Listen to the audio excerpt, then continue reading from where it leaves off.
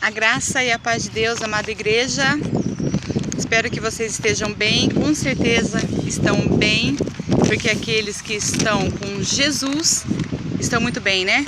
Aqueles que são de Deus não declaram derrota nunca, então nós estamos bem. Hoje a gente vai conversar um pouquinho, hoje eu vou falar em defesa dos pastores.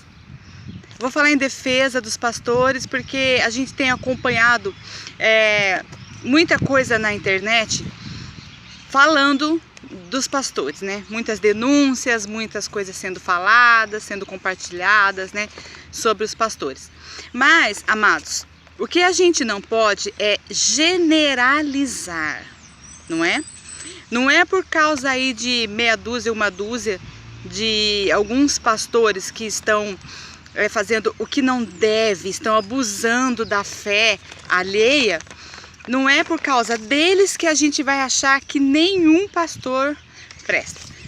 Porque tem muito homem de Deus sério, tem muito pastor sério que está pregando a verdade do evangelho e levam a palavra de Deus às pessoas, né, aos oprimidos, aos necessitados, a quem precisa ouvir. Então existem esses pastores que são sérios, mas também a gente sabe que existem os pastores que estão aí, né, massacrando a palavra de Deus, né? Então, só que a gente não pode generalizar todos os pastores, colocar eles todos como farinha do mesmo saco, porque eles não são. A gente vê sim os pastores que são gananciosos, que só sabem pregar dinheiro, que só sabem tirar dinheiro do povo, então sempre querendo crescer, ganhar em cima das pessoas. A gente vê os pastores aí ungindo vassoura, ungindo tudo. Hoje se unge tudo, né? Sabonete para lavar a alma, a R$120 cada sabonete. Então são coisas que esses pastores estão fazendo e que vão prestar contas, porque isso não existe, a gente sabe que não existe uma coisa dessa. Então são pastores que realmente estão abusando da fé alheia, e esses pastores vão pagar. Inclusive dentro da Sagrada Escritura fala desses pastores, chamando eles de cães gulosos, gananciosos. E se eles não abrirem os olhos, esses pastores aí vão se dar mal, tanto nessa vida quanto na outra vida. Então, só que não podemos generalizar, porque tem homens de Deus seríssimos pregando o evangelho, amém? E hoje eu gostaria de falar dos pastores, porque assim, as pessoas falam que não existe pastor, né? Não existe pastor, porque Jesus é o verdadeiro pastor. Gente, a gente sabe disso, né? A gente sabe que Jesus é o nosso pastor, né? Só que Jesus, ele é o sumo sacerdote. Ele é o sumo pastor.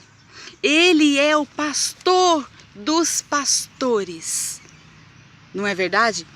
E ele deixou sim, Deus deixou sim os pastores, homens, verdadeiros homens de Deus, para levar e pregar o seu verdadeiro evangelho aqui na terra, sim. Então, as pessoas estão falando, não, mas porque não tem pastor, pastor é só Jesus. Jesus deixou esses homens de Deus aqui. Ele deixou sim, tanto que está lá dentro da Sagrada Escritura, né? Mas por causa desses que ficam pisando na bola, todo mundo fica generalizando e falando mal dos pastores, né? Mas nós podemos ver lá em Efésios 4:11 que Deus deixou sim os pastores, mas esses são os pastores, os verdadeiros pastores, aqueles que encaminham de verdade, com seriedade, as ovelhas de Cristo, tá? Cristo, Jesus, ele é o sumo sacerdote, ele é o pastor dos pastores, tá? Então os pastores que estão aqui foi deixado por Deus sim. Tem aqueles tal, né, que são deixados coisa nenhuma, mas a gente vai falar disso daqui a pouquinho num versículo que eu trouxe aqui para vocês, né? Porque lá em Efésios 4, versículo de 11 a 12, diz assim, olha para você ver como que deixou sim os pastores aqui. E ele mesmo deu uns para apóstolos, e outros para profetas, e outros para evangelistas, e outros para pastores e outros para doutores, que em alguma tradução está escrito mestre. Querendo o aperfeiçoamento dos santos para a obra do ministério, para a edificação do corpo de Cristo. O corpo de Cristo é a igreja dele, né? Jesus é a cabeça e nós somos o corpo. Então, essa edificação do corpo de Cristo, ela é feita por esses homens de Deus aqui, citados em Efésios. Então, deixa claro que Deus deixou sim, Jesus deixou sim os pastores para guiar a sua igreja. Ele disse aqui, ó, ele mesmo deu uns para apóstolos, outros para profetas, outros para evangelistas e outros para pastores. Só que tem gente abusando aí, né? O problema é esse, o problema é o abuso que está acontecendo dentro das igrejas por esses pastores, entre aspas, né? E por causa disso está generalizando todo mundo. Mas, como a própria palavra diz, né? Não só para reconhecer pastores, como também para reconhecer as próprias pessoas, né? Que se dizem do bem, que se dizem de Cristo, que se dizem cristão. Isso já é de uma forma geral, esse versículo aqui, ó, que está lá em Mateus 7,16, né? Então, como que você vai reconhecer se um pastor é realmente de Cristo?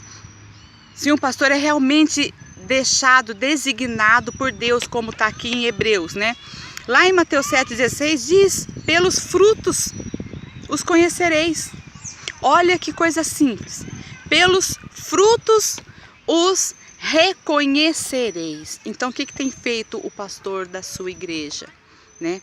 Você reconhece os frutos dele, você, né, vê o que ele tem feito, o que o pastor da tua igreja faz pelos pobres, o que ele tem feito pela comunidade carente, o que ele tem feito pelos irmãos da igreja que estão precisando de alguma assistência em alguma área, em alguma coisa, o que ele tem feito, quais são os frutos do pastor da sua igreja ou da outra igreja. Você vai reconhecer pelos frutos, a palavra de Deus diz isso, não só aos pastores, como aqueles que se dizem cristãos, você vai reconhecer pelos frutos deles, porque como devem ser os pastores, se a gente for para dentro da Bíblia, né, porque tem muita coisa, não deu para, né, como que a gente vai colocar tudo num vídeo? As pessoas nem assistem, né?